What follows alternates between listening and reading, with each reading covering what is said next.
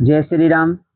Psychology test 2 यानी अपनी psychology की सिलेबस की क्लासें पूर्ण होने के बाद टेस्ट सीरीज चल रही है और उसी टेस्ट सीरीज के अंतर्गत आज टेस्ट सीरीज नंबर 2 की क्लास आज रहेगी। और इसमें बाल विकास से संबंधित जो शेष रहे 100 सबसे महत्वपूर्ण ऑब्जेक्टिव टाइप के क्वेश्चन रहेंगे, मल्टी चॉइस क्वेश्चन MCQ। तो इस क्लास को पूरी लगाइए और आप अपनी तैयारी कीजिए, ताकि जब तक आप टेस्ट नहीं देंगे तब तक आपका आउटपुट नहीं आएगा। तो चाहे आप रीट का एग्जाम दे रहे हैं, सेकंड ग्रेड, फर्स्ट ग्रेड, इतर एग्जाम वाले सभी हैं, इस टेस्ट सीरीज को अवश्य लगाएं। एग्जाम से पहले जरूर पढ़ना है अपने कोई। तो आप अपना आउटपुट यदि आप चाहते हैं तो आप टेस्ट अवश्य दें। आज के टेस्ट का जो पहला क्वेश्चन रहेगा, पहला क्वेश्चन है, किसने मूलभूत विश्वास बनाम अविश्वास को विकास की प्रथम अवस्था के रूप में प्रस्तावित किया है? धौलपुर द्वितीय लेवल, धौलपुर में ये पूछा गया था, द्वितीय लेवल तृतीय श्रेणी 2013 के अंतर्गत। इसमें ऑप्शन पहला है फ्रायड, दूसरा पियाजे, तीसरा फ्रॉम और चौथा एरिक्सन। सही ऑप्शन होगा वो डी होगा अपना, चौथा एरिक्सन। एरिक्सन सही है।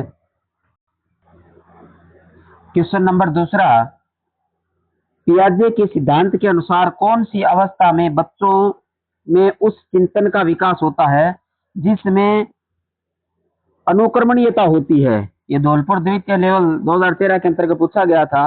ऑप्शन ए संवेदी प्रेरक, ऑप्शन बी प्राक संक्रियात्मक, ऑप्शन सी मूर्त संक्रियात्मक और ऑप्शन डी औपचारिक संक्रियात्मक। और इसका जो सही ऑप्शन होगा वो होगा बी ऑप्शन, प्राक संक्रियात्मक होगा। क्वेश्चन नंबर तीसरे पे चलते हैं।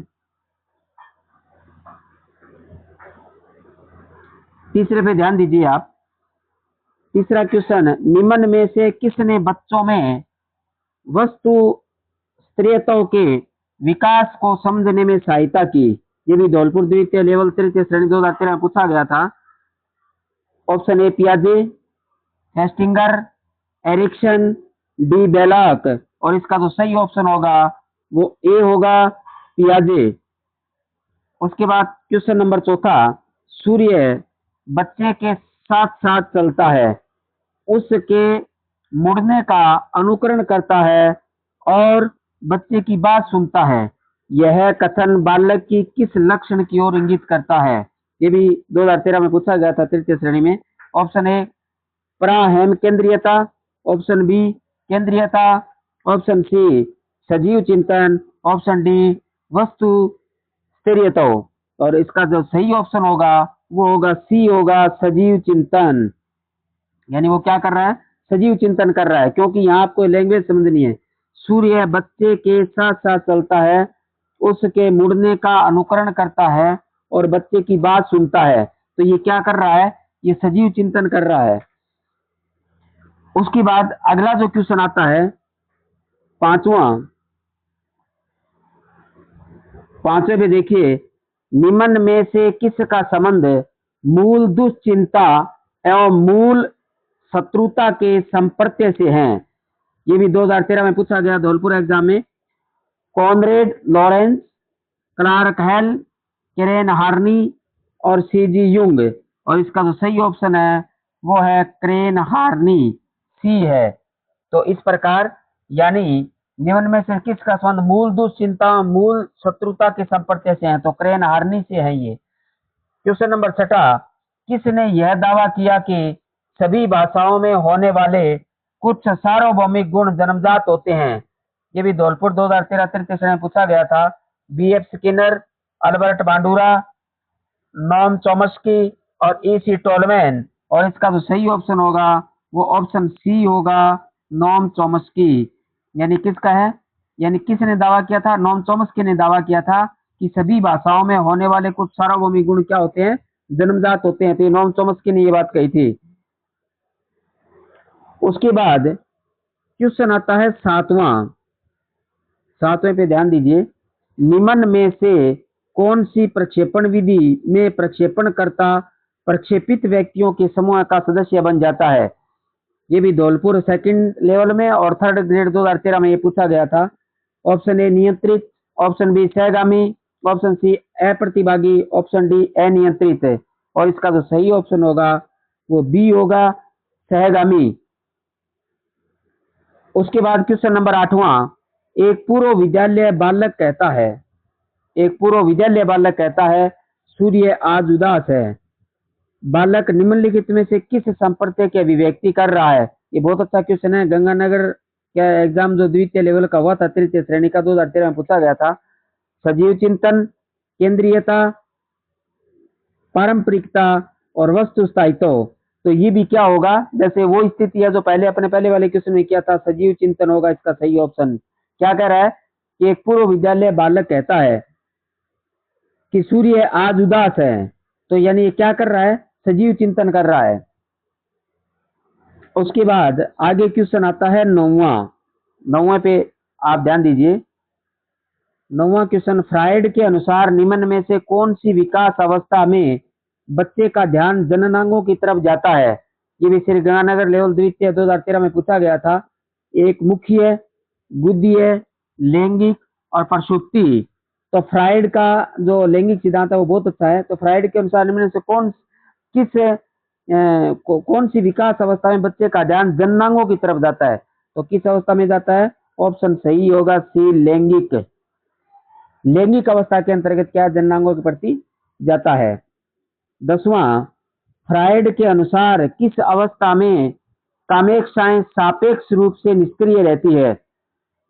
फ्राइड के अनुसार किस अवस्था में कामेक्षाएं निष्क्रिय रूप से रहती है?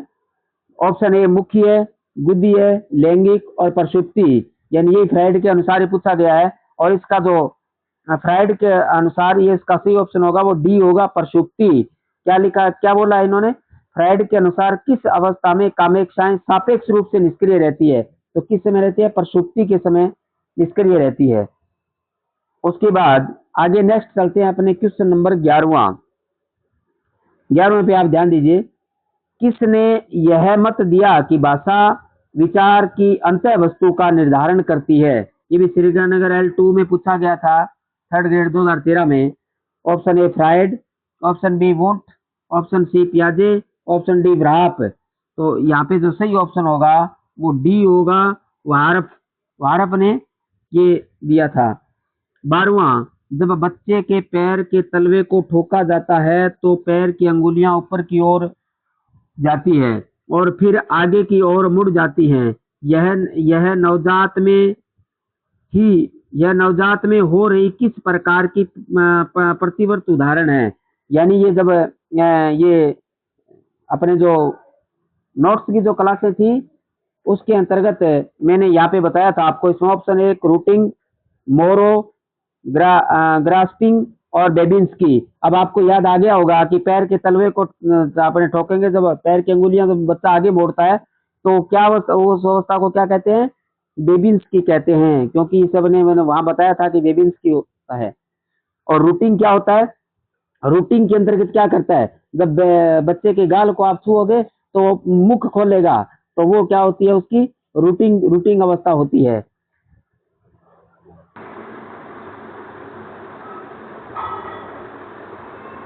आगे चलते हैं अपने क्वेश्चन नंबर 13 पे देखिए आप।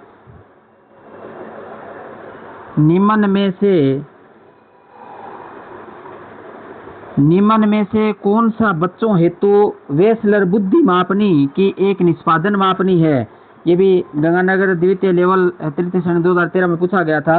अंकगणितीय, सदृश्यता, समानता, शाब्दिक तर्क और चित्रपूर्ति। और इसका जो सही ऑप्शन होगा वो होगा डी, चित्रपूर्ति। यानी सादृश्यता के अंतर्गत क्या? चित्रपूर्ति आएगा।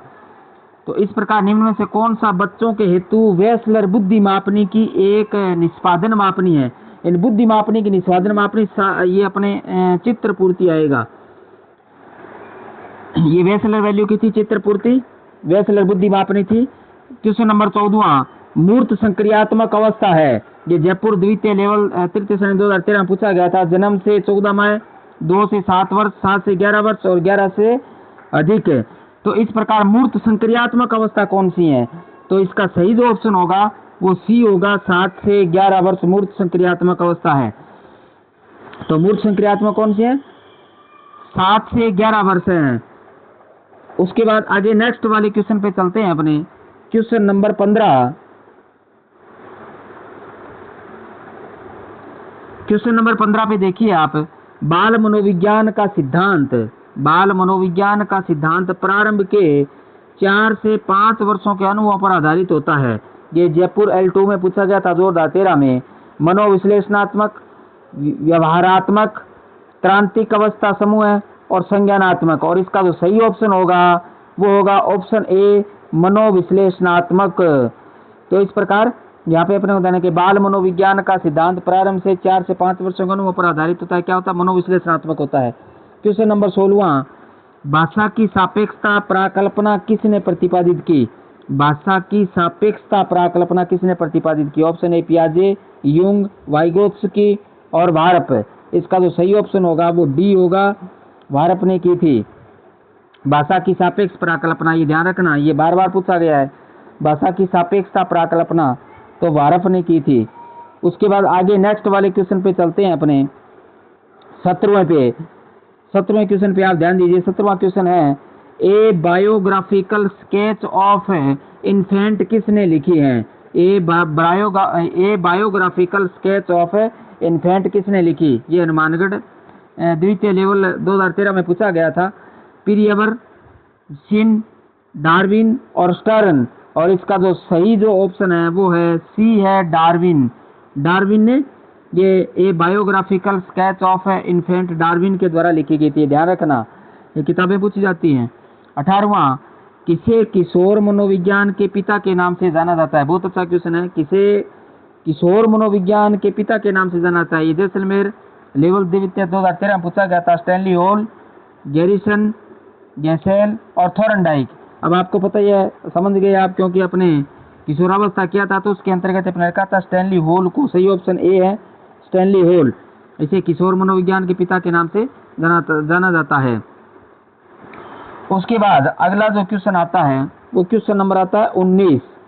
19वें क्वेश्चन पे आप देखिए, मानकीकृत परीक्षण का अर्थ। ये जैसलमेर L2 में पूछा गया 2013 में। विश्वसनीयता, वैधता, मानक, उपयुक्त सभी। तो ये सभी यानी का सही ऑप्शन होगा इसका उपयुक्त सभी होगा। विश्वसनीयता भी होगा, वैधता भी होगा और मानक भी होगा। तो मानकीकृत परीक्षण के अंतर्गत क्या आते हैं? सभी आते हैं। विश्वसनीयता भी आता है, यानी उस परीक्षण की विश्वसनीयता भी होती है, वैधता भी होती है और मानक भी होता है। तो ये तीनों ऑप्शन सही है, उपयुक्त सभी आएगा। क्वेश्चन नंबर 20वां, प्राक संक्रियात्मक अवस्था है। ये जैसलमेर लेवल 2 में पूछा गया था 2013 में। जन्म से 24 माह, 2 से 7 वर्ष, 7 से 11 वर्ष और 11 वर्ष। सही ऑप्शन है प्राक संक्रियात्मक अवस्था 2 से 7 वर्ष है। अब देखिए, अब यहाँ अपने सभी अवस्थाएं यहाँ कंप्लीट हो जाएंगी। पहले वाला था संक्रियात्मक अवस्था, अब इसमें आ गया प्राक संक्रियात्मक अवस्था। तो वो तो 7 से 11 वर्ष था, ये क्या है 2 से 7 वर्ष है। तो इस प्रकार ध्यान से जब आप इनको करोगे तो सारे अपने टॉपिक भी यहाँ क्लियर हो जाएंगे। ये भी अपने को ध्यान देने की जरूरत है, क्योंकि इतने सारे क्वेश्चन जब टॉपिक से निकलते हैं तो उसमें फिर पीछे छूटने में कुछ रहता नहीं है। तो इसलिए आप अच्छी प्रकार से ये टेस्ट को आपको कंप्लीट करना है। आपकी तैयारी भी अच्छी तरह से हो रही है, आपका फीडबैक क्या आपको मिल रहा है, तो बहुत फायदा है। 21वां क्वेश्चन पे देखिए आप, किस अवस्था में आक्रामक व धारणात्मक व्यक्तित्व का विकास होता है? यानी किस अवस्था में आक्रामक व धारणात्मक व्यक्तित्व का विकास होता है? नंबर 1 मुखावस्था, नंबर 2 गुदावस्था, नंबर 3 लैंगिक अवस्था और डी अव्यक्तावस्था। और इसका सही जो ऑप्शन है वो है बी है, गुदावस्था होगा। तो इस प्रकार आक्रामक और धारणात्मक व्यक्तित्व का विकास गुदावस्था के अंतर्गत होता है। 22वां औपचारिक संक्रियात्मक अवस्था है। अब देखिए, अब औपचारिक फिर पूछ लिया। औपचारिक संक्रियात्मक अवस्था जालोर द्वितीय लेवल में पूछा गया 2013 में। जन्म से 24 माह, 2 से 7 वर्ष, 7 से 11 वर्ष और 11 वर्ष है। तो तीनों अवस्थाएं आ गई हैं। अब देखिए, पहले 2 आई थी, संक्रियात्मक आई थी और प्राक संक्रियात्मक आई थी। अब औपचारिक संक्रियात्मक आ गया। तो औपचारिक संक्रियात्मक सही ऑप्शन डी 11 वर्ष है। तो ये औपचारिक संक्रियात्मक का वर्ष होगा वो 11 वर्ष होगा। तो यहाँ पे अपने को ध्यान देने की जरूरत है। ये अपने टॉपिक है वो पूरे यहाँ पे क्लियर हो रहे हैं। उसके बाद अगला 23वां क्वेश्चन आप देखिए, प्रत्यक्षात्मक व संवेगिक गतिक गामक दक्षता परीक्षण हेतु प्रारंभ में किसने विधि का निर्माण किया था? ये जालोर द्वितीय लेवल में पूछा गया था 2013 में, मोंटेसरी, मारिया और उसके बाद ये। तो इसका जो सही ऑप्शन होगा वो होगा ऑप्शन ए, मोंटेसरी। क्या होगा? मोंटेसरी होगा। तो प्रत्यक्षात्मा का समय की गति गामक दक्षता परीक्षण है वो मोंटेसरी ने प्रारंभ किया था। 24वां क्वेश्चन देखिए, पियाजे ने कौन सी तार्किक योग्यता परीक्षण का प्रयोग औपचारिक संक्रियात्मक अवस्था में किया है? बहुत अच्छा क्वेश्चन है, क्योंकि जीन पियाजे से संबंधित है ये अवस्थाएं, 4 बताई थी इन्होंने। तो यहाँ पियाजे ने कौन से तार्किक योग्यता परीक्षण का प्रयोग औपचारिक संक्रियात्मक अवस्था में किया है? ऑप्शन ए है टी भूलभुलैया, ऑप्शन बी लकड़ी का बल्लो, सीता, चौथा पेंडुलम कार्य। और इसका जो सही ऑप्शन होगा वो होगा पेंडुलम कार्य होगा, ऑप्शन डी है वो सही होगा, पेंडुलम कार्य। तो जीन पियाजे के तार्किक योग्यता परीक्षण का प्रयोग औपचारिक संक्रियात्मक अवस्था में क्रिया जो होगी वो होगी पेंडुलम कार्य। आगे नेक्स्ट चलते हैं अपने क्वेश्चन नंबर 25 पे ध्यान दीजिए आप। हार्नी के अनुसार मौलिक दुश्चिंता के संप्रत्यय का विकास होता है, यानी हार्नी के अनुसार मौलिक दुश्चिंता की संप्रत्यय का विकास होता है। ऑप्शन ए बाल्यावस्था में, ऑप्शन बी किशोरावस्था में, ऑप्शन सी वयस्कावस्था में, ऑप्शन डी वृद्धावस्था में। और इसका जो सही ऑप्शन है वो है ए, बाल्यावस्था में होता है। हार्नी के अनुसार मौलिक दुश्चिंता के संप्रत्यय का विकास बाल्यावस्था के अंतर्गत होता है। 26वां, कौन सा सूत्र सही है? ये झालावाड़ L2 2013 में पूछा गया 3rd ग्रेड में। परिपक्वता प्लस अधिगम बराबर विकास। परिपक्वता आइटम्स अधिगम बराबर विकास। परिपक्वता टाइम्स विकास और अधिगम। और डी है विकास प्लस अधिगम बराबर परिपक्वता। तो इसका जो सही है वो ऑप्शन होगा बी होगा, परिपक्वता टाइम्स और अधिगम विकास होगा। तो परिपक्वता टाइम्स अधिगम बराबर विकास सही ऑप्शन है। उसके बाद अगला जो आता है क्वेश्चन नंबर 27 यानी 27वां आप देखिए। 27वां क्वेश्चन, बालक विकास का जीन पियाजे के सिद्धांत के आधार है, यानी बालक विकास का जीन पियाजे के सिद्धांत का आधार है। जोधपुर में लेवल 2 में पूछा गया था। तृतीय श्रेणी मनोविश्लेषण विकास, नैतिक विकास, मनोसामाजिक विकास और संज्ञानात्मक विकास। तो इसका जो सही ऑप्शन है वो डी है, संज्ञानात्मक विकास है। यानी बालक विकास का जीन पियाजे के सिद्धांत के आधार पर संज्ञानात्मक विकास है। क्यों? जीन पियाजे ने संज्ञानात्मक विकास ही दिया था, आपको पता ही है। तो इसमें क्वेश्चन में तो कोई दुविधा नहीं होनी चाहिए आपके, क्योंकि संज्ञानात्मक विकास किसके द्वारा दिया गया था? जीन पियाजे के द्वारा दिया गया था। 28वां, जीव में विकास तथा वर्धन का पूरा होना परिपक्वता कहलाता है। परिभाषित किया थोर्नडाइक ने, सार्टेन ने, हल ने और शेरमैन ने। और इसका जो सही ऑप्शन है वो बी है, सार्टेन ने। तो जीव में विकास तथा वर्धन का पूरा होना परिपक्वता कहलाता है, ये सार्टेन ने परिभाषित किया था। उसके बाद अगला क्वेश्चन नंबर आता है 29वें क्वेश्चन पे आप ध्यान दीजिए।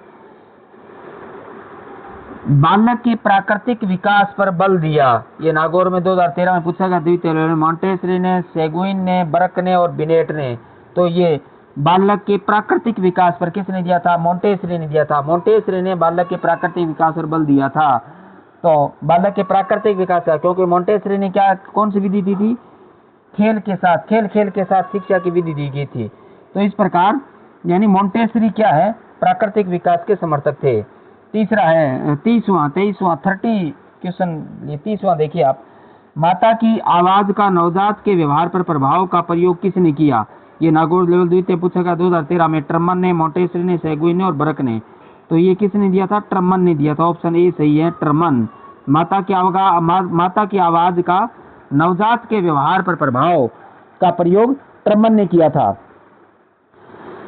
उसके बाद अगला जो क्वेश्चन आता है वो आता है 31वां क्वेश्चन पे ध्यान दीजिए। पियाजे के अनुसार 4 से 8 माह में कौन सा संज्ञानात्मक विकास होता है? यानी पियाजे के अनुसार 4 से 8 माह में कौन सा संज्ञानात्मक विकास होता है? हाथ मुंह एवं संबंधन, आंख हाथ संबंधन, प्रतिवर्ती क्रिया और बोलना शुरू। तो इसका जो सही ऑप्शन है वो है बी, आंख हाथ संबंधन।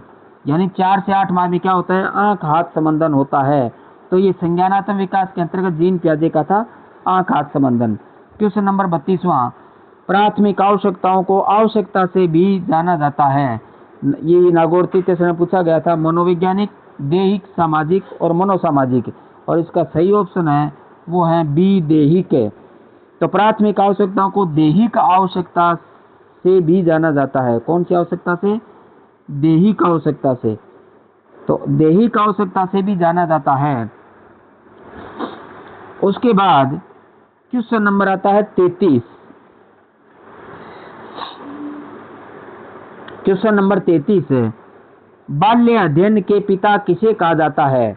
नागौर, राजसमंद दोनों में ये पूछा गया था। नागौर में पूछा गया था, राजसमंद में पूछा गया था 2013 में। तो बाल्य अध्ययन के पिता स्टैनली हॉल, पियर, स्यून, वॉटसन। तो बाल्य का किसको माना जाता है? स्टैनली हॉल को माना जाता है। तो बाल्य अध्ययन के पिता स्टैनली हॉल को माना जाता है। क्वेश्चन नंबर 34वां, कौन से सिद्धांत में बाल्यकाल के अनुभव के विकासात्मक आयाम पर बल दिया गया है? ये नागौर, राजसमंद, द्वितीय लेवल दोनों में पूछा गया था। व्यवहारवाद, प्रकार्यवाद, मनोविश्लेषणवाद और संरचनावाद, और इसका सही ऑप्शन है वो है सी है, मनोविश्लेषणवाद। तो कौन से सिद्धांत में बाल्यकाल के अनुभव विकासात्मक आयाम पर बल दिया गया? मनोविश्लेषणवाद पे बल दिया गया था। उसके बाद क्वेश्चन नंबर 35वां, 35 पे ध्यान दीजिए। नवजात के स्वास्थ्य को जांचने के लिए प्रयोग में ली जाने वाली मापनी स्केल है। यानी नवजात के स्वास्थ्य को जांचने के लिए प्रयोग में ली जाने वाली मापनी, ये पाली में द्वितीय लेवल में, तृतीय लेवल में पूछा गया था। TAT, APGR scale, WISC scale और TTC स्केल। तो इसका जो सही ऑप्शन है वो है C option, WISC scale. WISC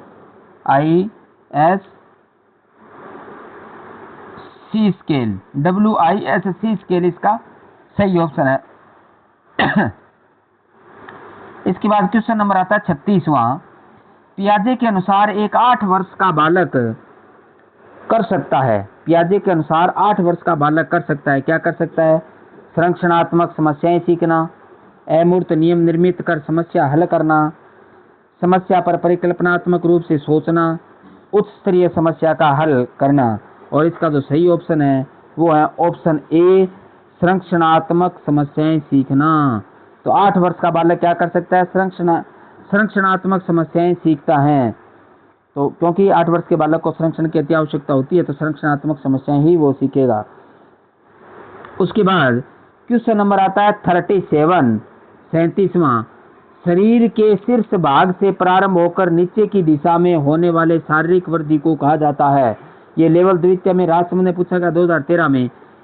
सिर पदाभिमुख अनुक्रम, केंद्र अपसारी अनुक्रम, उच्चतम अनुक्रम और न्यूनतम उत्क्रम। तो ये आप समझ गए होंगे क्योंकि ये वही है, सेफलाकाउडल और प्रॉक्सिमो डिस्टल से संबंधित हैं ये। तो उसमें अपने अंग्रेजी में सेफलाकाउडल कहते हैं और प्रॉक्सिमो डिस्टल कहते हैं। तो सिर से पदामुख की तरफ सेफलाकाउडल होता है। तो यहाँ क्या है? ऑप्शन सही होगा ए, सिर पदाभिमुख अनुक्रम, यानी सिर से पैर की तरफ सिर पदाभिमुख अनुक्रम। तो ये सिर से पैर की ओर सिर पदाभिमुख अनुक्रम होगा। तो ऑप्शन ए सही होगा। 38वां, कौन सी विधि उपागम में समान प्रयोज्यों का मापन उनके विकास की विभिन्न अवस्थाओं पर लिया जाता है? ये सिक्कर लेवल द्वितीय में, तृतीय में पूछा, लेवल द्वितीय तृतीय श्रेणी में पूछा गया था। ऑप्शन ए, जीवन लेखन विधि, समकालीन अध्ययन विधि, सी दीर्घकालीन अध्ययन विधि, डी समाजमिति विधि। और इसका सही ऑप्शन होगा वो सी होगा, दीर्घकालीन अध्ययन विधि।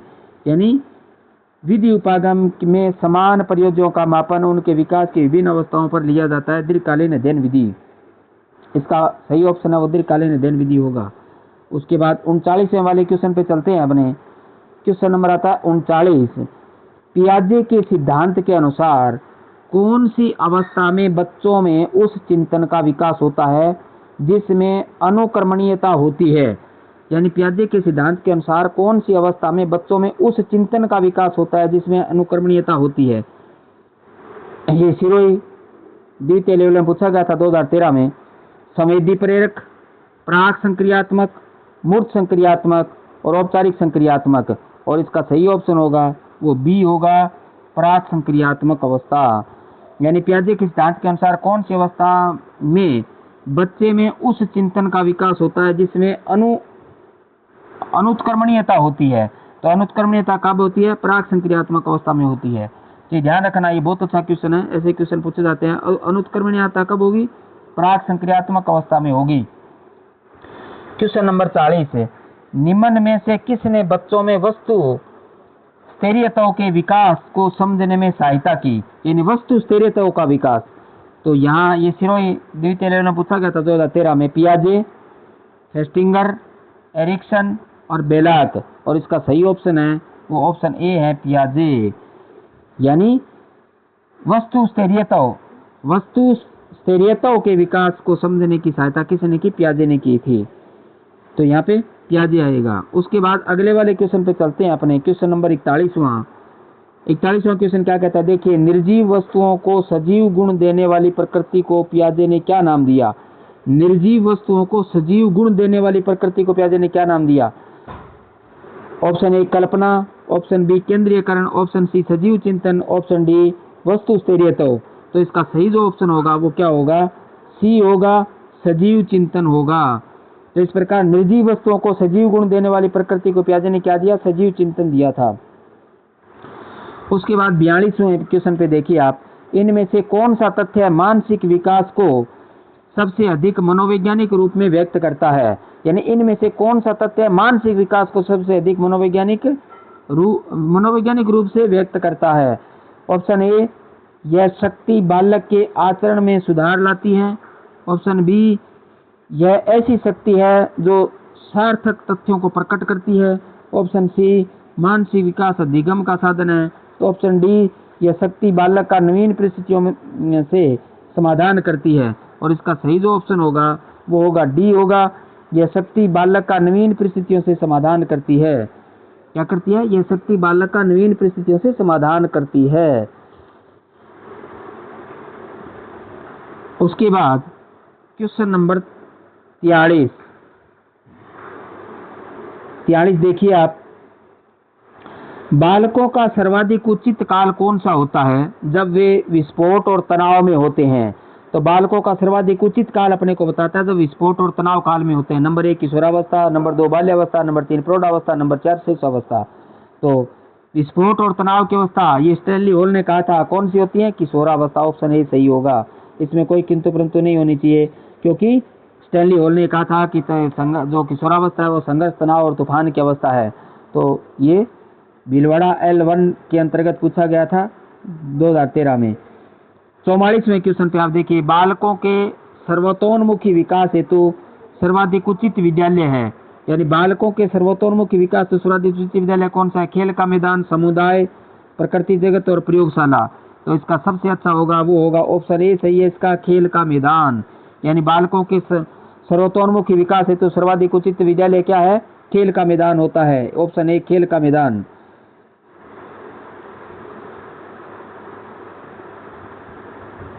उसके बाद अगला है क्वेश्चन नंबर 45 है, जो मनोवैज्ञानिक बालक के विकास में स्कूली पर्यावरण का पक्षधर नहीं है। ये बूंदी सिरोही प्रथम लेवल में पूछा गया था 2013 में। जॉन एडम्स, डेवी हक्सले, रथ बेनेडिक्टा। तो इसका जो सही ऑप्शन है वो होगा ऑप्शन ए जॉन एडम्स। तो जो मनोवैज्ञानिक बालक के विकास में स्कूली पर्यावरण का पक्षधर कौन नहीं था? जॉन एडम्स नहीं था। उसके बाद आता है क्वेश्चन नंबर 46 छात्र का वह सोपान जबकि वह सर्वाधिक रूप से संवेगों से घिरा रहता है। ये बहुत अच्छा क्वेश्चन है, ध्यान देने की जरूरत है। छात्र का वह सोपान जबकि वह सर्वाधिक रूप से संवेगों से घिरा रहता है।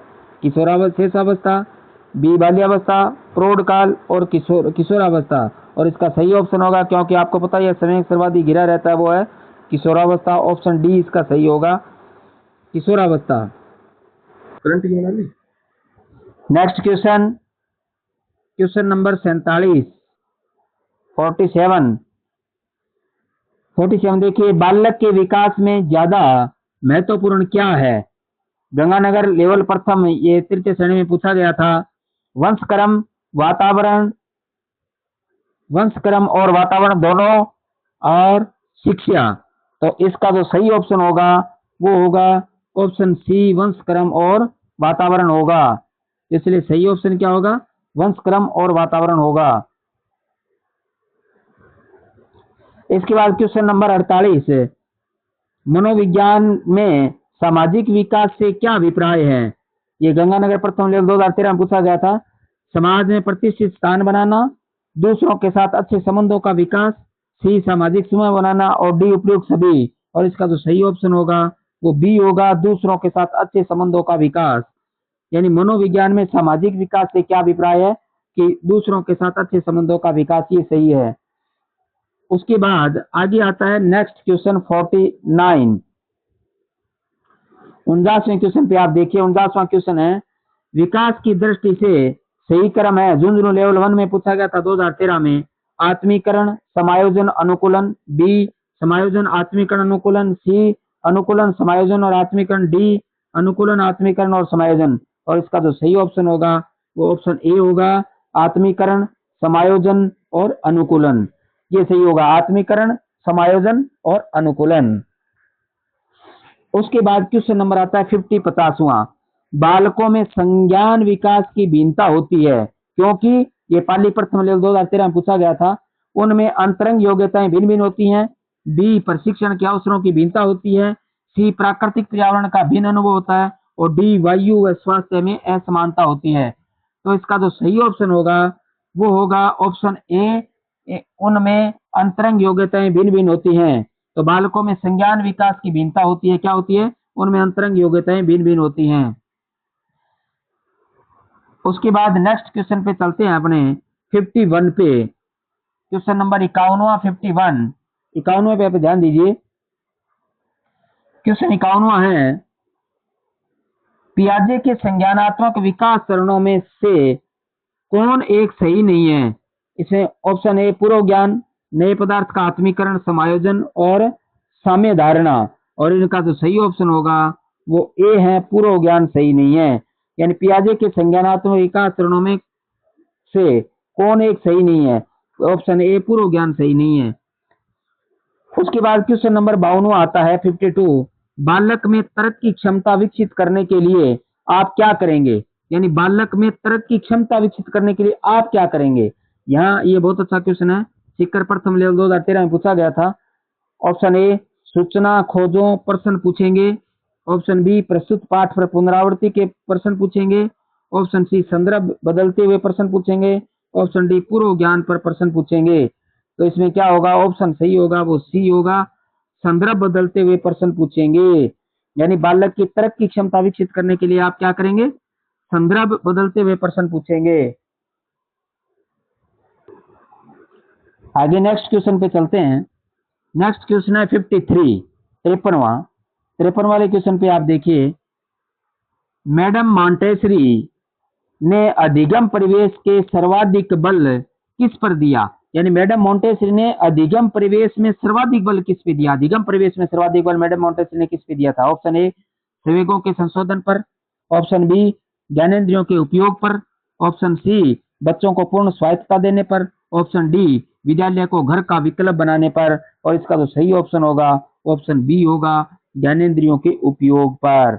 यानी किस पे दिया था? ज्ञानेंद्रियों के उपयोग पे दिया था। तो मैडम मॉन्टेसरी ने अधिगम परिवेश में सर्वाधिक बल ज्ञानेंद्रियों के उपयोग पर दिया था। क्वेश्चन नंबर 54, 54वां, मानव बुद्धि विकास की संबंध शिक्षक को योग्य बनाती है। किसके योग्य बनाती है? शिक्षक के समय विद्यार्थियों के संवेगों पर नियंत्रण बनाए रखने में, विविध विद्यार्थियों के शिक्षण के बारे में स्पष्टता, और सी है विद्यार्थियों को यह बताने की कि वे अपने जीवन में कैसे सुधार कर सकते हैं, और डी है निष्पक्ष रूप से अपने शिक्षण अभ्यास की।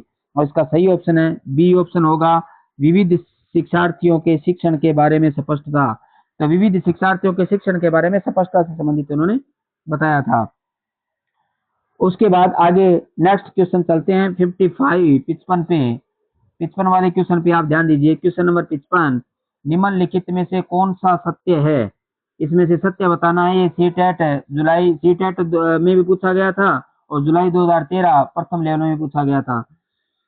ऑप्शन ए विकास और सीखना समाज सांस्कृतिक संदर्भों से अप्रभावित रहते हैं, बी शिक्षार्थी एक निश्चित तरीके से सीखते हैं, सी खेलना संज्ञान और सामाजिक दक्षता के लिए सार्थक है, डी शिक्षक द्वारा प्रश्न पूछना संज्ञानात्मक विकास में बाधक है। तो इसका जो सही ऑप्शन होगा वो होगा सी होगा, खेलना संज्ञान और सामाजिक दक्षता के लिए सार्थक हैं। तो सी ऑप्शन सही होगा। इसके बाद क्वेश्चन नंबर 56 आता है, बच्चे के विकास में आनुवंशिकता और वातावरण की भूमिका के बारे में निम्नलिखित में से कौन सा सत्य है? ऑप्शन ए, समवयस्कों व पितृयेक का सापेक्ष योगदान योगात्मक नहीं होता।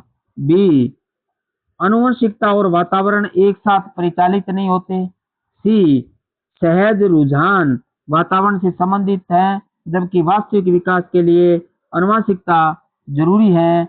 और उसके बाद आगे नेक्स्ट डी आता है, वो आता है आनुवंशिकता और पर्यावरण दोनों एक बच्चे के विकास में 50-60% योगदान देते हैं। तो इन सभी ऑप्शनों के अंतर्गत जो सही ऑप्शन होगा वो हमारा होगा ऑप्शन ए, समवयस्कों और पितृयेक जीन्स का सापेक्ष योगदान योगात्मक नहीं होता। उसके बाद आगे चलते हैं नेक्स्ट क्वेश्चन नंबर 57।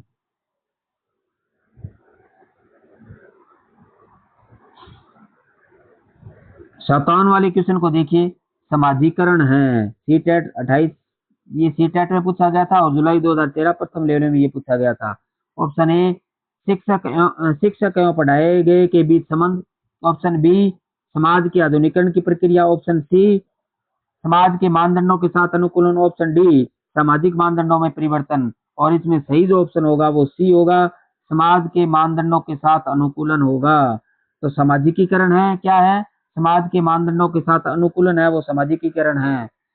उसके बाद क्वेश्चन नंबर आता है 58 आता है। 58वें में देखिए आप, शिक्षा के संदर्भ में समाजीकरण से तात्पर्य है।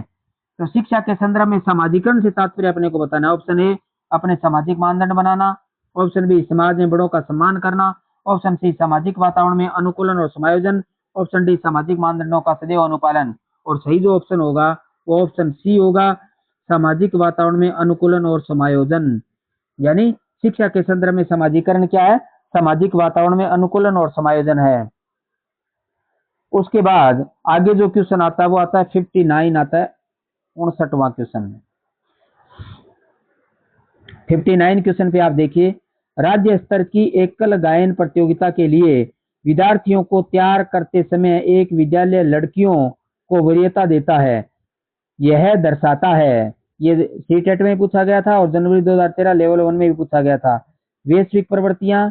बी, परियोजनात्मक उपागम। सी, प्रगतिशील चिंतन। डी, लैंगिक पूर्वाग्रह। और जो सही ऑप्शन होगा वो होगा डी होगा, लैंगिक पूर्वाग्रह। तो राज्य स्तर की एकल गायन प्रतियोगिता के लिए विद्यार्थियों को तैयार करते समय एक विद्यालय लड़कियों को वरीयता देता है, यह दर्शाता है, लैंगिक पूर्वाग्रह दर्शाता है। 60वां क्वेश्चन देखिए, वाइगोत्स्की बच्चों के सीखने में निम्नलिखित में से किस कारक की महत्वपूर्ण भूमिका प्रबल देते हैं? तो वाइगोत्स्की किस कारक की भूमिका प्रबल देते हैं? ये सीटेट में पूछा गया था और जनवरी 2013 प्रथम लेवल में पूछा गया था। ऑप्शन ए, अनुवांशिक। ऑप्शन बी, नैतिक। ऑप्शन सी, शारीरिक। ऑप्शन डी, सामाजिक। और सही ऑप्शन है वो डी होगा, सामाजिक होगा। यानी वाइगोत्स्की बच्चों के सीखने में निम्नलिखित में से किस कारक की महत्वपूर्ण भूमिका बल देते हैं? सामाजिक की भूमिका पर बल देते हैं। उसके बाद नेक्स्ट वाले क्वेश्चन पे चलते हैं। क्वेश्चन है 61वां। 61वें क्वेश्चन पे आप देखिए, विकास के किस काल को अत्यधिक दबाव और तनाव का काल कहा गया है? यानी विकास के किस काल को अत्यधिक दबाव और तनाव का काल कहा गया है? नंबर ए, किशोरावस्था। बी, प्रौढ़ावस्था। सी, मध्यावस्था। और डी, वृद्धावस्था। और इसका सही ऑप्शन है ए होगा, किशोरावस्था होगा।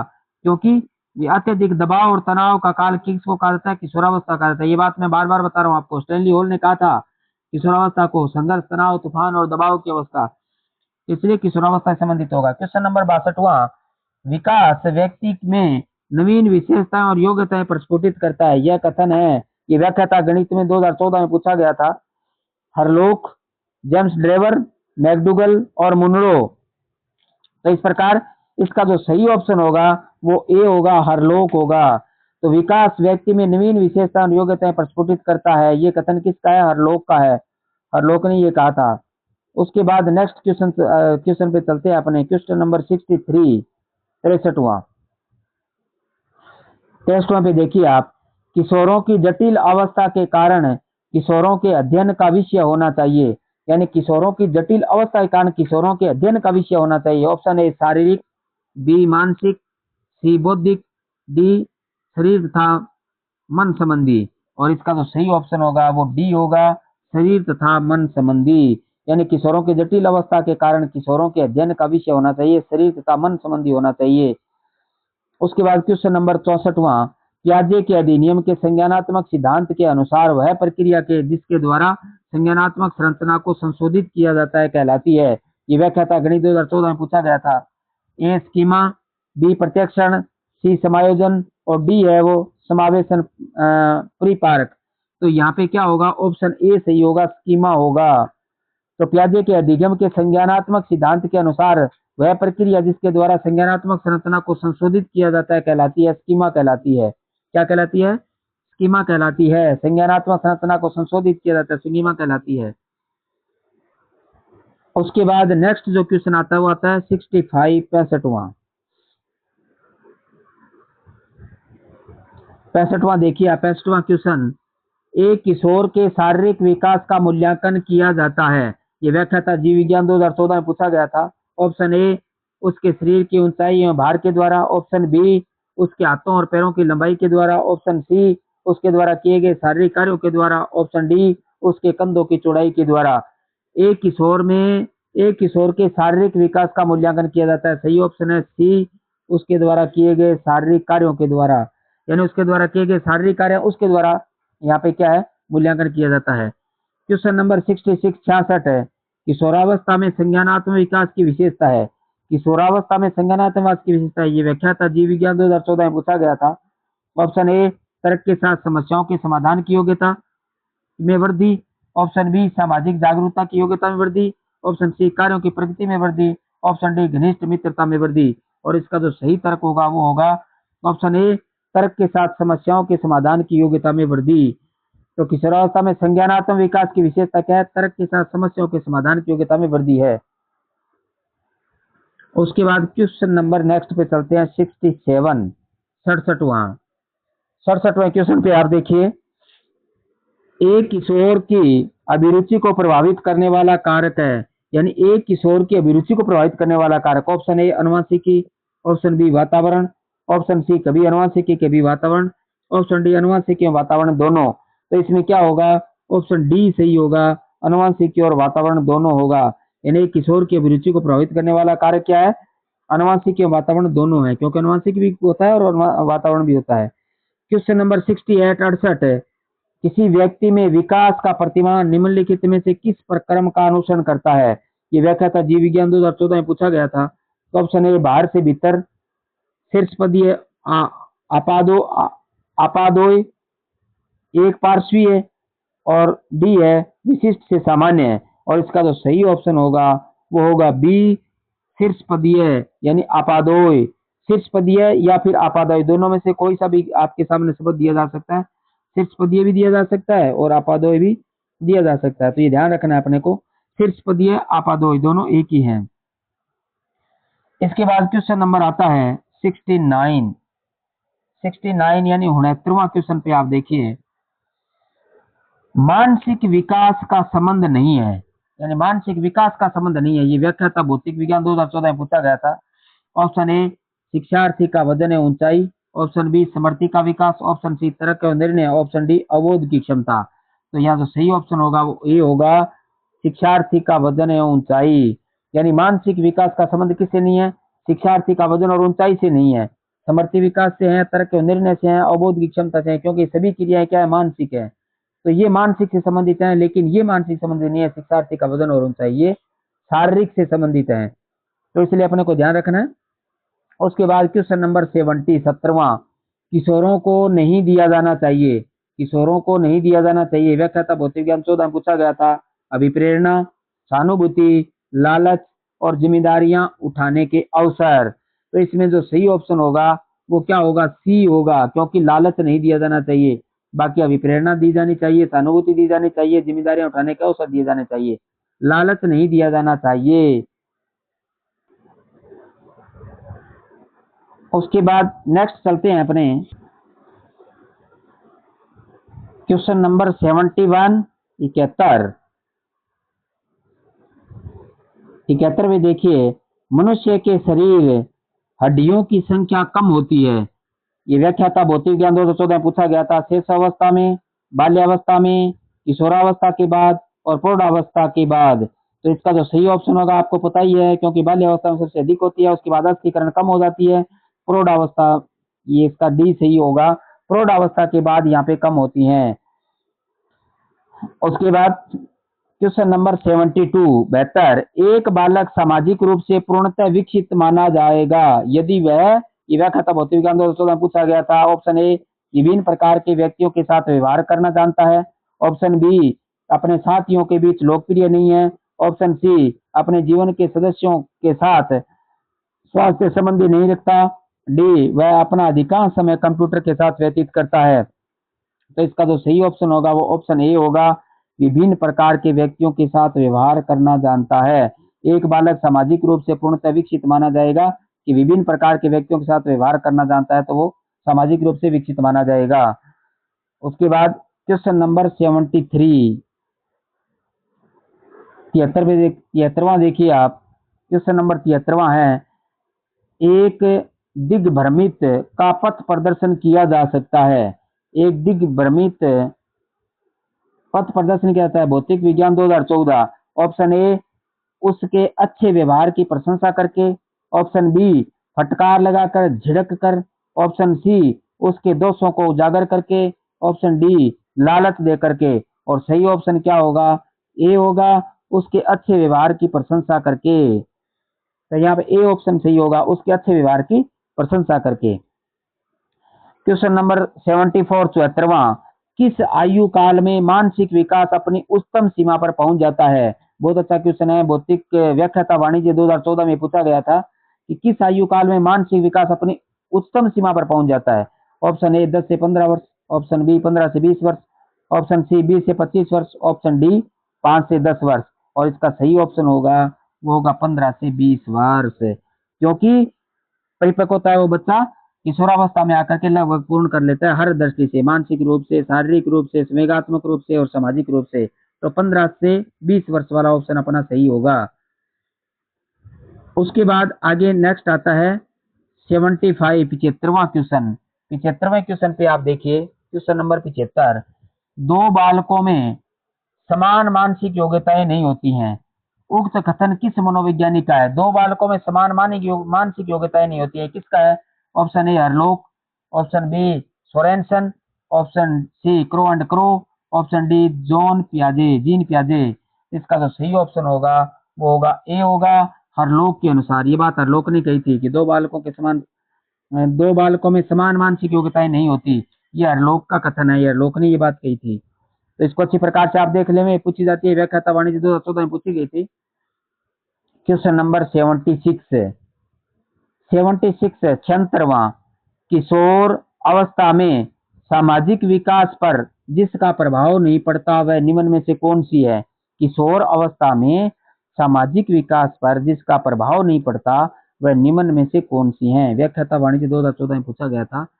ए रुचियां, बी आवश्यकताएं, सी असुरक्षा, डी अभिवृत्ति। और इसका जो सही ऑप्शन है वो है सी असुरक्षा। यानी किशोरावस्था में सामाजिक विकास पर जिसका प्रभाव नहीं पड़ता, असुरक्षा का नहीं पड़ता है। रुचियों का पड़ता है, आवश्यकताओं का पड़ता है, अभिवृत्ति का पड़ता है, लेकिन असुरक्षा का नहीं पड़ता। उसके बाद अगला है क्वेश्चन नंबर 77 17वां। 17वें में देखिए आप, 17वां क्या कह रहा है? किशोर अवस्था में चरित्र निर्माण प्रक्रिया से जो अवस्था संबंधित है वह निम्न में से है। ये व्याख्या था वाणिज्य 2014 में पूछा गया था। किशोर अवस्था में चरित्र निर्माण प्रक्रिया से जो अवस्था संबंधित है वह है ऑप्शन ए परंपराओं को धारण करने की अवस्था, ऑप्शन बी आधारहीन आत्म चेतना अवस्था, ऑप्शन सी आधार युक्त आत्म चेतना अवस्था, ऑप्शन डी स्व केंद्रित अवस्था। और इसका जो सही ऑप्शन होगा वो होगा बी होगा, आधारहीन आत्म चेतना अवस्था। तो इसको अपने को ध्यान में रखना है। उसके बाद क्वेश्चन नंबर 78 78, किशोर अवस्था की मुख्य विशेषता निम्न में से है। किशोर अवस्था की मुख्य विशेषता निम्न में से है। वाणिज्य 2014 में व्याख्या में पूछा गया था। ऑप्शन ए आत्मगौरव, ऑप्शन बी रचनात्मकता, ऑप्शन सी सामाजिक प्रवृत्ति और ऑप्शन डी आत्म चेतना। और इसका जो सही ऑप्शन है वो है ए आत्म गौरव। तो यहाँ अपने को किशोर अवस्था की मुख्य विशेषता निम्न में से आत्म गौरव है। उसके बाद आगे नेक्स्ट क्वेश्चन पे चलते हैं और क्वेश्चन है आगे वाला 79 79 वाले क्वेश्चन पे 79 पे ध्यान दीजिए। किशोरावस्था के आकस्मिक विकास का सिद्धांत कब किसने दिया?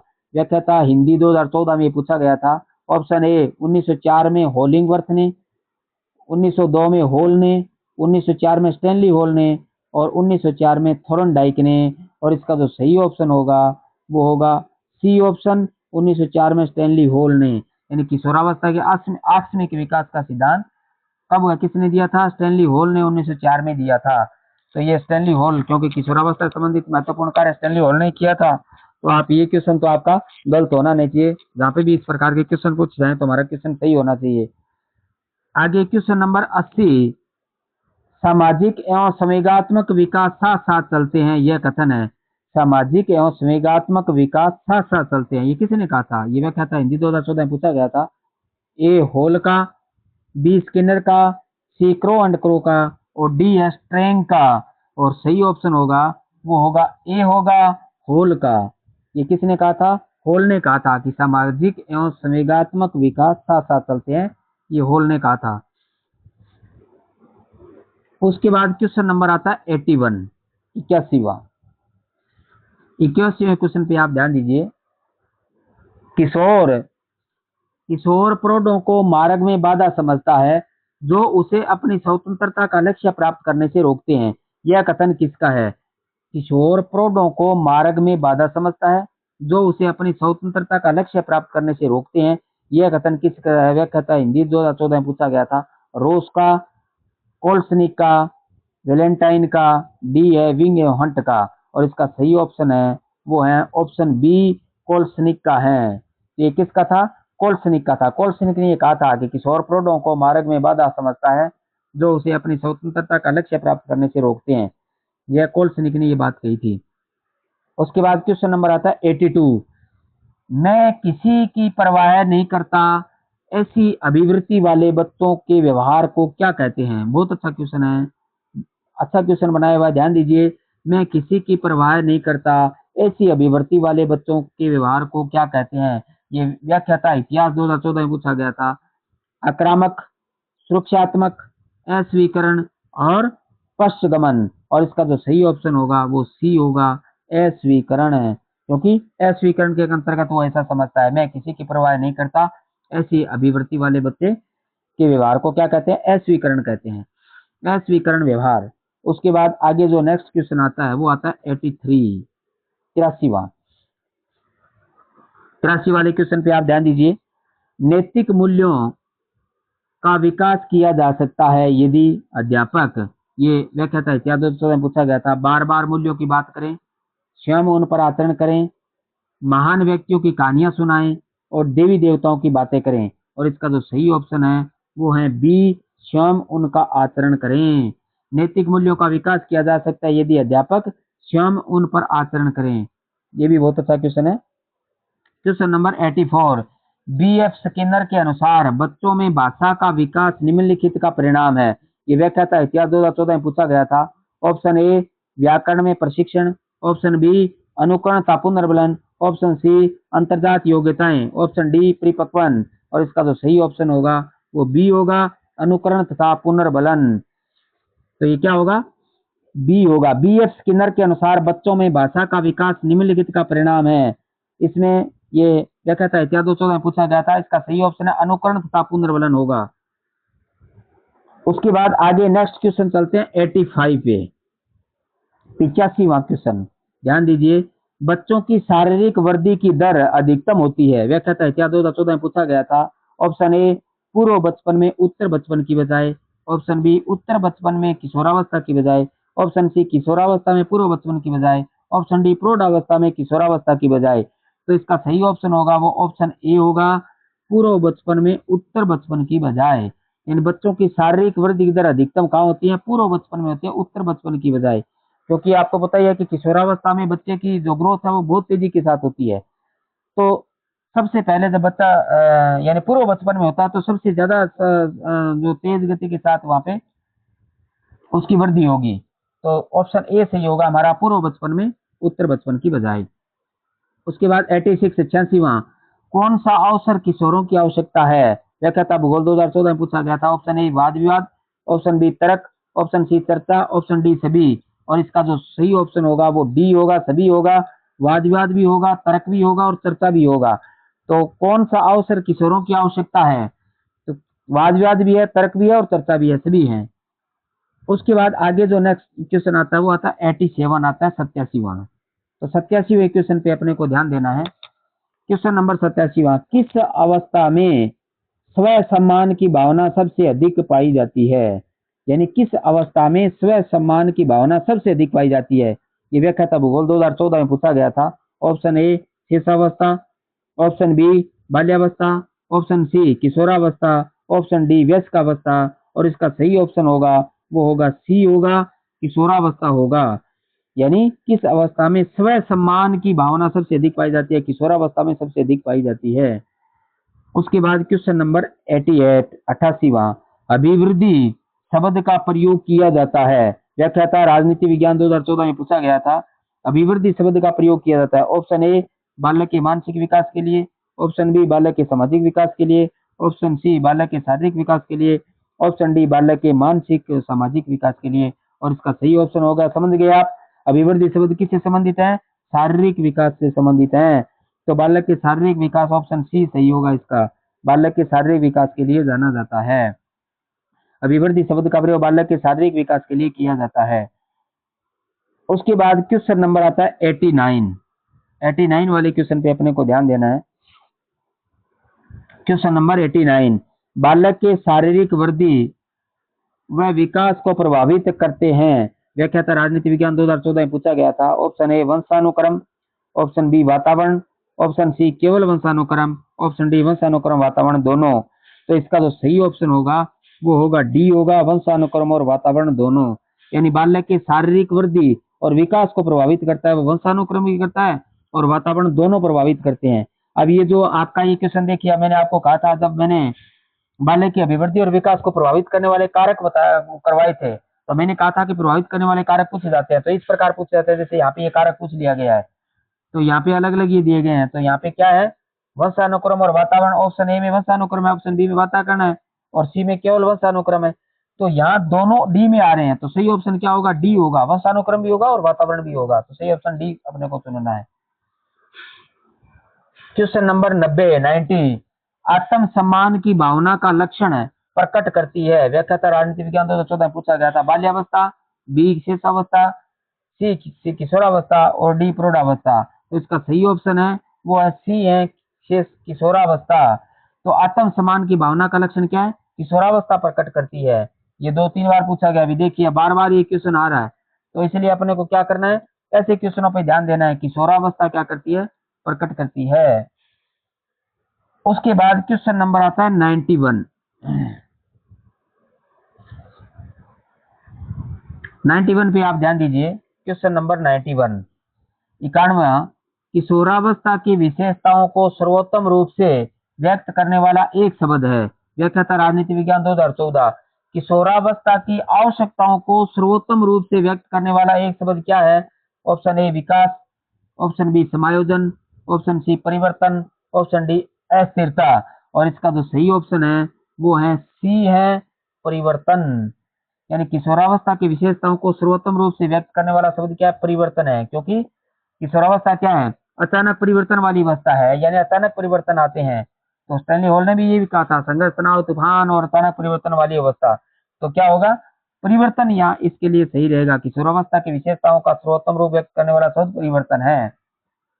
उसके बाद क्वेश्चन नंबर आता है 92 92वां, एडोलसेंस पुस्तक के लेखक है। बहुत अच्छा क्वेश्चन है, बार बार पूछा गया है, बहुत बार पूछा गया है। जब आप पेपर देखोगे पीछे गए तो ये बार बार पूछा गया है। एडोलसेंस पुस्तक के लेखक व्याख्या था राजनीति विज्ञान 2014 में पूछा गया था। स्टैनली हॉल, हरलोक, फ्रायड और एडलर। और इसका सही ऑप्शन है वो आपको पता ही है कौन सा है? ऑप्शन ए सही है, स्टैनली हॉल। क्योंकि स्टैनली हॉल ने लिखी थी एडोलसेंस पुस्तक में, इन्होंने किशोरा किशोरावस्था से संबंधित यहाँ पे उल्लेख किया था। तो एडोलसेंस पुस्तक है वो किशोरावस्था से संबंधित स्टैनली हॉल ने लिखी है, तो स्टैनली हॉल की रहेगी ये। उसके बाद नेक्स्ट क्वेश्चन पे चलते हैं अपने। नेक्स्ट क्वेश्चन है 93, 93वां क्वेश्चन पे आप ध्यान दें। 93, निम्न में से कौन सा कथन सही नहीं है? ये द्वितीय श्रेणी शिक्षक 2014 में पूछा गया था, ये द्वितीय सेकंड ग्रेड में पूछा गया क्वेश्चन है। निम्न में से कौन सा कथन सही नहीं है? ऑप्शन ए, वृद्धि एवं विकास पर्यायवाची है। ऑप्शन बी, वृद्धि में मात्रात्मक परिवर्तन निहित है। ऑप्शन सी, वृद्धि जीवन पर्यंत नहीं होती। ऑप्शन डी, वृद्धि के साथ विकास भी होता है। तो इसका जो सही ऑप्शन है वो सही ऑप्शन नहीं है। यहाँ पे क्वेश्चन पे ध्यान देना है। देखो क्या पूछा गया है, निम्न में से कौन सा कथन सही नहीं है? सही नहीं बताना है अपने को। ए सही नहीं है, वृद्धि एवं विकास पर्यायवाची नहीं है, ये सही नहीं है। वृद्धि में मात्रात्मक परिवर्तन निहित है, ये सही है, होता है। वृद्धि में जीवन पर्यंत, वृद्धि जीवन पर्यंत नहीं होती, ये भी सही है, क्योंकि वृद्धि 18 वर्ष तक लगभग पूर्ण हो जाते हैं, उसके बाद वृद्धि नहीं होती है, जीवन पर्यंत विकास होता है, इसलिए दूसरा भी सही है। डी है, वृद्धि के साथ विकास भी होता है, ये भी सही है कि वृद्धि के साथ विकास चलता है।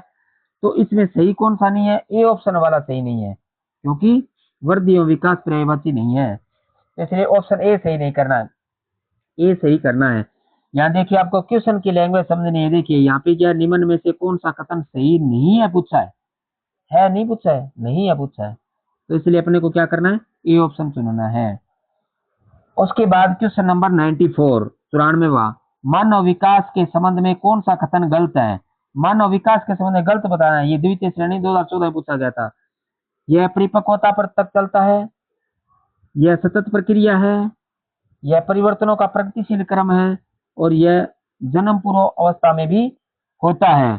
तो मानव विकास के संबंध में कौन सा कथन गलत है वो अपने को ढूंढना है। गलत है इसमें ए, यह परिपक्वता तक चलता है, ये गलत है, क्योंकि ये परिपक्वता तक नहीं चलता है, ये पूरे जीवन भर चलता है। तो मानव विकास का संबंध से, यानी मानव विकास जीवन भर चलता है, तो ए ऑप्शन इसमें गलत होगा। उसके बाद क्वेश्चन नंबर 95, 95 पे आते हैं अपने। 95 वाले क्वेश्चन पे आप ध्यान दीजिए। क्वेश्चन नंबर 95, इनमें से कौन सा सिद्धांत यह मत स्पष्ट करता है बच्चे अपनी वृद्धि एवं विकास हेतु कठोर अध्ययन करते हैं? इसी टेट 16 2014 में पूछा गया था। Option A, Maslow. Option B, Skinner. Option C, पियाजे। Option D, Bandura. और इसका जो सही ऑप्शन होगा वो ए होगा, मेस्लो होगा। क्या होगा? मेस्लो ऑप्शन सही होगा। तो इसलिए इनमें से कौन सा सिद्धांत यह स्पष्ट करता है बच्चे अपनी वृद्धि और विकास हेतु कठोर अध्ययन करते हैं? ये मेस्लो का है। ये सीटेट में पूछा गया था और फरवरी 2014 में भी पूछा गया था, लेवल 2 में। क्वेश्चन नंबर 96, 96, 14 वर्षीय देविका अपने आप में पृथक स्वनियंत्रित व्यक्ति की भावना को विकसित करने का प्रयास कर रही है। यह विकसित कर रही है, क्या कर रही है? ये सीटेट 16 में पूछा गया, फरवरी 2001 लेवल में पूछा गया था। ऑप्शन ए, स्वायत्तता। ऑप्शन बी, किशोरावस्था, अखड़पन। ऑप्शन सी, परिपक्वता। ऑप्शन डी, नियमों के प्रति घृणा। तो यहाँ जो सही ऑप्शन होगा वो ऑप्शन ए होगा, स्वायत्तता। तो 14 वर्षीय देविका अपने आप में पृथक स्वनियंत्रित व्यक्ति की भावना को विकसित करने का प्रयास कर रही है। वह विकसित कर रही है, क्या कर रही है? स्वायत्तता विकसित कर रही है। उसके बाद जो नेक्स्ट क्वेश्चन आता है वो 97 आता है। 97, ध्यान दीजिए आप 97 पे। प्रगतिशील शिक्षा के संदर्भ में निम्नलिखित में से कौन सा कथन जॉर्ज ड्यूई के अनुसार समुचित है? ऑप्शन ए, विद्यार्थियों को स्वयं ही सामाजिक समस्याओं को सुलझाने में सक्षम होना चाहिए। ऑप्शन बी, जिज्ञासा विद्यार्थियों के स्वभाव में अंतर्निहित नहीं है, अपितु इसका कर्षण संवर्धन करना चाहिए। ऑप्शन सी, कक्षा में विद्यार्थियों का निरीक्षण करना चाहिए, न कि सुनना चाहिए। ऑप्शन डी, कक्षा में प्रजातंत्र का कोई स्थान नहीं होना चाहिए। तो इसका जो सही ऑप्शन होगा वो ऑप्शन ए होगा, विद्यार्थियों को स्वयं ही सामाजिक समस्याओं को सुलझाने में सक्षम होना चाहिए। ये ऑप्शन ए सही होगा। इसके बाद ऑप्शन आगे क्वेश्चन आता है 98, 98वां, भाषा अवबोधन से संबंध विकार है। भाषा अवबोधन से संबंध विकार अपने को बताना है। ऑप्शन ए, पठन वैकल्प्य, जो डायस्लेक्सिया अपने जिसको कहते हैं। बी, वाक संबंध रोग, यानी एक्सपीसिया कहते हैं। ऑप्शन सी बासाघात अफासिया कहते हैं। ऑप्शन डी सालाघात अप्रेक्सिया कहते हैं। तो इस प्रकार ये 4 ऑप्शन आपको दिए गए हैं और इनमें से जो सही जो हमारा ऑप्शन होगा वो होगा ऑप्शन सी, यानी ऑप्शन सी होगा बासाघात। क्या होगा? बासाघात होगा, अफेक्सिया होगा। तो इसका ऑप्शन सी सही होगा, बासाघात अफेक्सिया। ये मैंने आपको नोट्स के दौरान मैंने आपको बताए थे सारे ये विकार, ये वही विकार यहाँ पे पूछे गए हैं। देखिए जो भी यहाँ पे क्वेश्चन आए हैं लगातार आप देख रहे हैं वो सारे सारे मैंने नोट्स में करवा रखे हैं, यानी जो एक महत्वपूर्ण शॉर्ट में जो आपको नोट्स करवाए हैं उनसे सभी क्वेश्चन यहाँ पे आ रहे हैं। तो आप उन नोट्स पे आपको ध्यान देना है। नोट्स वाली क्लास अवश्य लगाइए। आप टोटल 23 क्लासें हैं वो 23 क्लास लगाओगे तो आपके सारे क्वेश्चन ये क्लियर हो जाएंगे। आगे वाला जो क्वेश्चन पे अपने चलते हैं, क्वेश्चन है 99वां। 99 में देखिए, निम्नलिखित में से कौन सा आलोचनात्मक दृष्टिकोण बहुबुद्धि सिद्धांत थ्योरी ऑफ मल्टीपल इंटेलिजेंस से संबंध नहीं है? तो आपको निम्नलिखित में से कौन सा आलोचनात्मक दृष्टिकोण बहुबुद्धि सिद्धांत से संबंधित नहीं है वो बताना है। ऑप्शन ए, विभिन्न बुद्धियां भिन्न भिन्न विद्यार्थियों के लिए विभिन्न पद्धतियों की मांग करती है। ऑप्शन बी, प्रतिभाशाली विद्यार्थी प्राय एक क्षेत्र में ही अपनी विशिष्टता प्रदर्शित करते हैं। ऑप्शन सी, इसका कोई अनुभवात्मक आधार नहीं है। ऑप्शन डी, यह शोध आधारित नहीं है। और इसका जो सही ऑप्शन होगा वो ऑप्शन बी होगा, प्रतिभाशाली विद्यार्थी प्राय एक क्षेत्र में ही अपनी विशिष्टता प्रदर्शित करते हैं। तो ये यहाँ पे इसे ये संबंधित नहीं है। अपने को क्या चुनना था कि निम्नलिखित में से कौन सा आलोचनात्मक दृष्टि बहुबुद्धि सिद्धांत है, theory of multiple intelligence, theory of multiple intelligence बहुबुद्धि सिद्धांत, यानी जो मैंने सिद्धांत कराए थे बुद्धि के आपको, उन्हीं बुद्धि के सिद्धांतों में से एक क्वेश्चन उठाया गया है, उससे संबंधित नहीं है, नहीं बताना है। तो प्रतिभाशाली विद्यार्थी प्राय एक क्षेत्र में अपनी विशिष्टता प्रदर्शित है, ये संबंधित नहीं है, क्योंकि प्रतिभाशाली एक से अधिक क्षेत्रों में अपनी प्रतिभा प्रदर्शित करते हैं, ये सही होगा। तो इसलिए बी ऑप्शन यहाँ पे चुनना है आपको। उसके बाद क्वेश्चन नंबर 100, कक्षा 4 का एक बच्चा सदैव चिंतित और कुंठित रहता है, आप उसके अभिभावक से शिकायत करेंगे, बी, मनोचिकित्सक के पास ले जाएंगे, ऑप्शन सी, स्वयं परामर्शदाता की भूमिका का निर्वहन करेंगे, ऑप्शन डी, उसे उसके भाग्य पर छोड़ देंगे। और इसका जो सही ऑप्शन होगा वो सी होगा, स्वयं परामर्शदाता की भूमिका का निर्वाह करेंगे। यानी ये बहुत अच्छा क्वेश्चन है 100वां। इसी प्रकार निर्मित क्वेश्चन बनाए जाते हैं। कक्षा 4 का एक बच्चा सदैव चिंतित और कुंठित रहता है, तो आप क्या करेंगे? ये सीटेट लेवल 2 में पूछा गया था, लेवल 2014 में पूछा गया, यूपी टेट लेवल 1 में पूछा गया, लेवल 2014 में पूछा गया था। तो उसमें सही ऑप्शन है इसका वो सी है, स्वयं पारदर्शिता की भूमिका का निर्वाह करेंगे। तो यहाँ पे सी ऑप्शन है वो सही होगा। उसके बाद नेक्स्ट क्वेश्चन पे अपने नेक्स्ट पर्सन पे चलते हैं। क्वेश्चन नंबर 101 क्वेश्चन को देखिए आप क्या कह रहा है। 101वां क्वेश्चन, बच्चे का किस प्रकार का विकास विद्यालय और शिक्षक द्वारा प्रभावित होता है? तो बच्चे का किस प्रकार का विकास विद्यालय और शिक्षक द्वारा प्रभावित होता है? ये पीटीआई ग्रेड 2 में पूछा गया और थर्ड ग्रेड लेवल 2015 में पूछा गया है। ऑप्शन ए मानसिक, ऑप्शन बी सामाजिक, ऑप्शन सी संवेगात्मक और ऑप्शन डी ये सभी। और ये इसका सही ऑप्शन होगा वो डी होगा, ये सभी। इसमें क्या होगा? बच्चे का किस प्रकार का विकास विद्यालय और शिक्षक द्वारा प्रभावित होता है? मानसिक भी होता है, सामाजिक भी होता है, संवेगात्मक, क्योंकि सभी विकास प्रभावित होते हैं, इसलिए ऑप्शन डी इसका सही रहेगा। उसके बाद क्वेश्चन नंबर 102 एक बच्चा सदैव दूसरों के प्रति सहानुभूति दिखाता है, यह आदत कहलाती है। एक बच्चा सदैव दूसरों के प्रति सहानुभूति दिखाता है, यह आदत कहलाती है। पीटीआई ग्रेड 2 में ये पूछा गया है और थर्ड लेवल में भी ये 2015 में पूछा गया था। ऑप्शन ए विचार संबंधी आदत, ऑप्शन बी भावना संबंधी आदत, ऑप्शन सी नाड़ी मंडल संबंधी आदत, ऑप्शन डी नैतिक आदत। और इसका जो सही ऑप्शन होगा वो बी होगा, भावना संबंधी आदत। तो एक बच्चा सदैव दूसरों के प्रति सहानुभूति दिखाता है, यह आदत क्या कहलाती है? भावना संबंधी आदत कहलाती है। उसके बाद आज की क्लास का जो लास्ट क्वेश्चन रहेगा वो 101 3 रहेगा। 103वां क्वेश्चन आज की क्लास का ये लास्ट क्वेश्चन है। मानव जीवन की मनोभौतिक एकता कहलाती है। ये पीटीआई ग्रेड सेकंड में पूछा गया और थर्ड लेवल 2015 में पूछा गया था। ऑप्शन ए मन तथा शरीर का विकास, ऑप्शन बी शरीर तथा हड्डियों का विकास, ऑप्शन सी शरीर तथा हृदय का विकास, ऑप्शन डी आत्मा तथा मांसपेशियों का विकास। और इसका जो सही ऑप्शन होगा वो ए होगा, मन तथा शरीर का विकास। यानी मानव जीवन की मनोभौतिक एकता कहलाती है, मन तथा शरीर का विकास कहलाती है। तो इसी के साथ आज के जो टेस्ट की क्लास थी हमारी, जो आज ये जो टेस्ट था ये दूसरा टेस्ट था। तो ये टेस्ट सेकंड जो क्लास है हमारी वो आज क्या होती है, कंप्लीट हो जाती है। और इस टेस्ट को आपने सभी ने अच्छी प्रकार से इस क्लास को आपने लगाया है।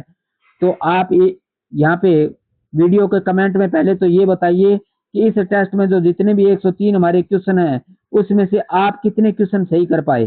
तो सही क्वेश्चन वाले अपनी संख्या लिखें। आप 103 में से यदि आप 80 कर पाए तो 80 लिखें, यदि कोई 90 कर पाया तो 90 लिखें। जो भी आपकी संख्या सही रही वो इस कमेंट बॉक्स में अवश्य लिखें। और इसके अलावा इस क्लास को आपको लगाना है। और मैं आपको स्पष्ट कर दूं कि जो मैंने पहले आपकी 23 क्लासें डाली थी और 23 क्लास में संपूर्ण सिलेबस मैंने कंप्लीट करवा दिया था। लगभग वो 23 क्लासें हैं उसके घंटे जोड़ते हैं तो लगभग 30 से 35 घंटे बनते हैं। तो मात्र 30 से 35 घंटे के अंतर्गत मैंने क्या है उन क्लासों में पूरा सिलेबस करवा दिया था। और जब आप ये दो क्लासें आप देख रहे हो, इन दोनों में प्रश्न देख रहे हो, ये उन वही प्रश्न मैं लेकर के आया हूँ जो एग्जाम में लगातार पूछे गए हैं। चाहे वो सीटेट में पूछे गए हैं, फर्स्ट ग्रेड में पूछे गए हैं, सेकंड ग्रेड में पूछे गए हैं, रीट लेवल फर्स्ट और सेकंड में पूछे गए हैं। तो वहीं पूछे हुए क्वेश्चन यहाँ पे डाले गए हैं। और वो आप देख रहे हो कि सभी क्वेश्चन है वो हमारे कवर हो रहे हैं उन क्लास के नोट्स में। तो अब आपको इससे ज्यादा और विश्वास क्या हो पाएगा। तो इसलिए अपने पहले वाली 23 क्लासें आपको लगा लेनी है और उसके बाद ये टेस्ट की क्लासें आपको लगानी है।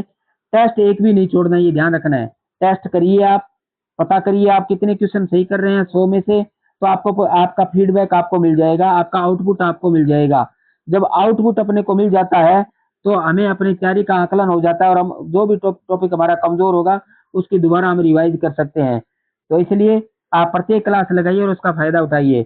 यदि किसी ने चैनल को सब्सक्राइब नहीं किया है तो चैनल को सब्सक्राइब कर लें और बेल आइकन दबा लें ताकि नए आने वाली वीडियो की नोटिफिकेशन आपको तुरंत मिल जाए और आप क्लास का लाभ उठा सकें। जो भी आपके अन्य साथी तैयारी कर रहे हैं, जो आपके जानकार हैं, उनको भी आप लिंक शेयर करें ताकि वो भी निःशुल्क इन क्लासों का फायदा उठा सकें। इसी के साथ आज की क्लास कंप्लीट होती है। मिलते हैं आगे वाली मनोविज्ञान की टेस्ट 3 की क्लास के अंतर्गत नेक्स्ट 100 क्वेश्चन के लिए। तब तक के इंतजार करिए। धन्यवाद। जय हिंद।